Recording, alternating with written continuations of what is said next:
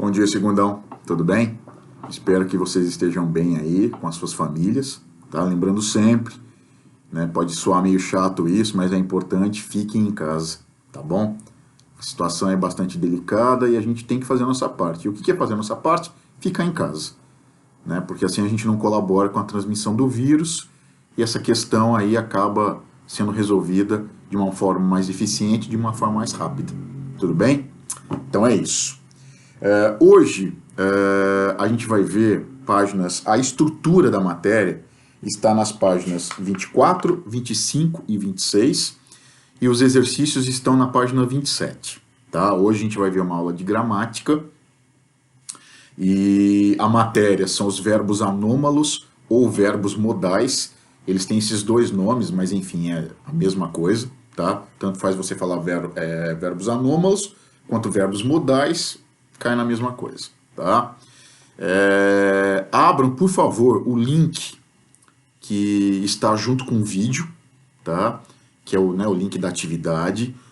Quero combinar uma coisa com vocês aí, sempre tenham essa atividade aberta, tá? Antes de começar a assistir ao vídeo das minhas aulas, porque normalmente vai ter informação lá que é bacana para você acompanhar depois durante o vídeo que a gente faz, tudo bem? Inclusive eu vou abrir aqui para mim, tá? A tabela que eu mandei para vocês das atividades, porque eu quero combinar uma coisa com vocês. Essa matéria é uma matéria extremamente pesada, é muita informação, tá? E eu não vou fazer da maneira que está aqui na apostila e eu vou explicar por quê. Essa matéria, verbos anômalos, verbos modais, ela aparece no primeiro bimestre agora, depois ela aparece no segundo e no terceiro. Então, o que eu vou fazer? Eu vou dividir a matéria em 3 partes, porque assim a gente consegue absorver, assimilar a matéria de uma maneira mais tranquila, tá? Sem tanta informação de uma vez só, tá? E nós estaremos, inclusive, dentro daquilo que é estipulado durante o ano, porque ela entra agora no primeiro bimestre, tá? E depois ela aparece no segundo e no terceiro em forma de revisão. Então, o que é que eu faço? Como eu já fiz nos outros anos anteriores.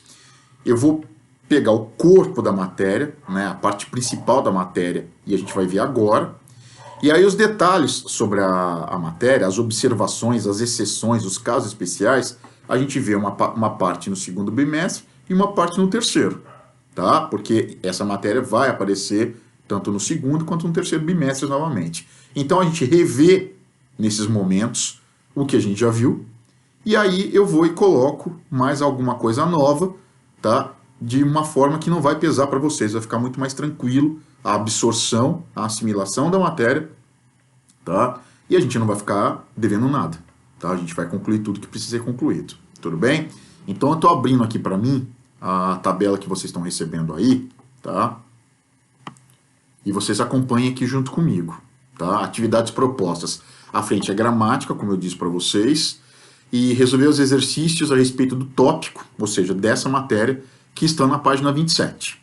E aí vocês têm uma tabela. Hoje, tá, a gente vai se fixar nessa tabela aí, tudo bem? Eu estou lendo a tabela, é uma questão de vocês acompanharem junto comigo.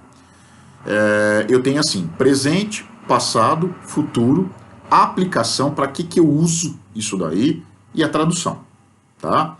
Então eu vou seguir a ordem que vocês têm aí. Então o primeiro verbo é o verbo can, o passado dele é could, o futuro dele é will be able to, ele indica o quê? Capacidade, seja física ou mental. Ah, eu posso fazer aquele exercício, né? Ou seja, eu tenho capacidade intelectual para fazer o exercício. Ah, eu posso levantar 30 quilos, então eu tenho capacidade física para isso, tá? Então o can expressa tanto uma coisa quanto outra. A tradução dele é poder. O segundo, may, o passado é might.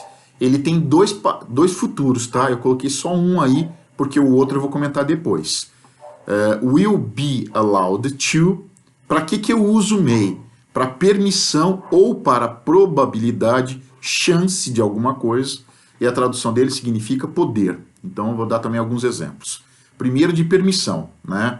Então vamos supor, a gente está lá na sala de aula, alguém chegou atrasado e bateu na porta, né? Aí abre a porta, professor, eu posso entrar? Está pedindo permissão. Quem é que passa ideia de permissão? É o may. E o que significa essa probabilidade? Tá?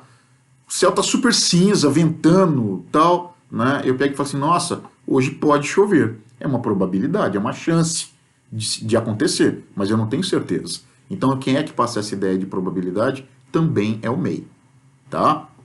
O terceiro, a gente tem o must, o passado dele é had to, o futuro dele é will have to, ele passa duas ideias, de obrigação e de conclusão.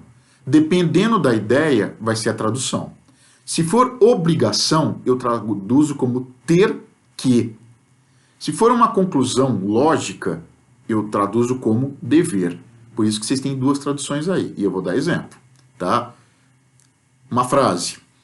Eu tenho que estudar para a prova amanhã. É uma obrigação, cara, porque se eu não estudar, eu não vou bem, né? Então eu uso o must. O que é uma conclusão ou conclusão lógica? Tanto faz, é a mesma coisa. Por exemplo, ela vive nos Estados Unidos há 10 anos. Ela deve falar inglês. É uma conclusão óbvia, né? Então essa conclusão, quem é que também expressa? O must, tá? Então ele tem duas funções aí, com duas traduções distintas. Os dois últimos são completamente iguais, tá? O should, o passado e o futuro dele não alteram, continua should. O ought to, idem, o passado e o futuro não alteram, continua o mesmo. Os dois expressam a mesma coisa, conselho ou conclusão lógica, e os dois têm a mesma tradução, deveria. Poxa, Marcelo, se os dois são tão iguais, existe alguma diferença? Não existe, gente, tá? Só vou fazer alguns comentários para vocês entenderem alguns detalhes da matéria. No inglês americano, praticamente você não vê mais o ought to, tá?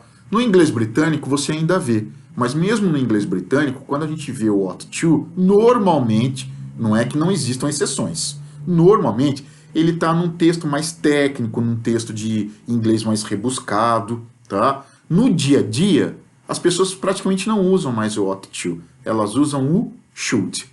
Tudo bem? E só para vocês entenderem por que é que eles não alteram, eles continuam iguais, né? Vamos pensar em português?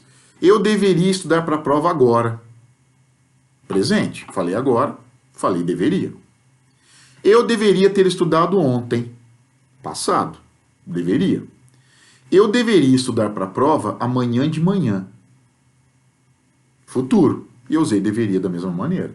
Então, em português, ele também pode ser invariável, tá? Então, não tem diferença nenhuma aí para o inglês. Tudo bem? Aí, em seguida, eu dei um exemplo disso, para poder ficar mais fácil. Eu dei uma frase lá no presente, olha lá, ó. She can speak Japanese. Ela pode falar japonês. Eu estou expressando uma capacidade intelectual, né? Ela conhece, ela estudou o idioma. Aí eu passei essa frase por passado. O can virou could. She could speak Japanese. Tá? Os verbos anômalos ou modais têm essa grande vantagem.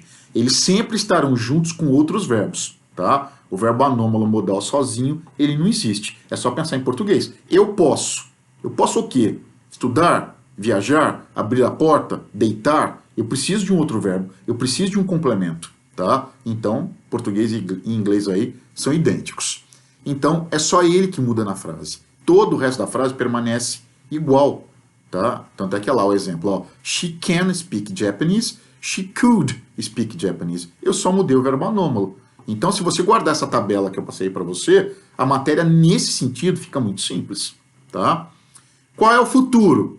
Tá lá, ó. She will be able to speak Japanese. Eu só troquei o quê? O can. Como é que é o can no futuro? Will be able to. O resto da frase permaneceu igual. Tá? Então, tranquilo aí. Observação número 1. É isso que eu vou fazer aos poucos com vocês aí. Tá? Para a matéria não ficar pesada demais. Então, nessa aula de hoje, eu estou passando além, né, dessa parte aí, dessa tabela, que é o corpo da matéria, digamos assim, eu estou entrando com uma observação. Tá? E que observação que é essa? A respeito do must not, ou, se você quiser juntar, mustn't. Tá? Ele indica proibição. Então, eu dei um exemplo aí para vocês. Ó. You must not smoke in this area. Eu também poderia ter colocado you mustn't, né, se eu quisesse juntar, smoke in this area. Tanto faz. Qual que é a tradução? Você está proibido de fumar nessa área. É proibido fumar nesta área. Tá? Então, o must not, ou a junção dele, o mustn't, tá? ele indica proibição. Tudo bem? Então essa aí é a primeira parte da matéria, é o que vocês têm aí no corpo da atividade, tá? E no caso aí vocês vão fazer a página 27. Se vocês tiverem alguma dúvida, por favor, vocês me questionem lá nos comentários do vídeo. Tudo bem? Segundão, por hoje é isso. Desejo aí uma ótima semana para vocês, um ótimo final de semana e até a próxima, tá bom? Cuidem-se aí, tá joia? Um abraço.